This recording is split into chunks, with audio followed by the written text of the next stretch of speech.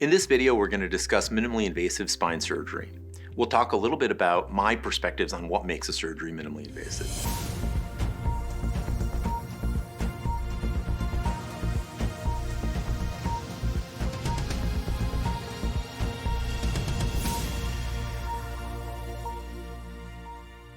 A very common question that I get from patients is whether the spine surgery that we're talking about is minimally invasive.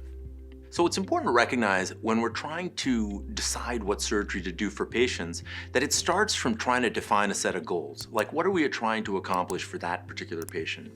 Usually that starts with the symptoms, so we might come up with a set of goals like I want to decompress this nerve or the spinal cord, want to stabilize this level, etc. But you come up with a list of goals that you're trying to achieve with surgery.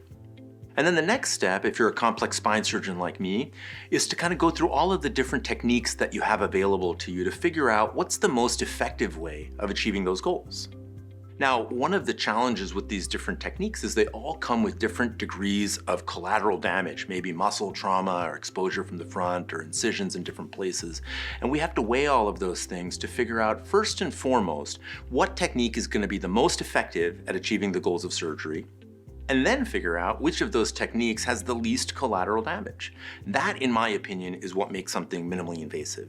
It's not very useful to have a surgery that's minimally invasive if it's not effective. You could argue that it's too invasive.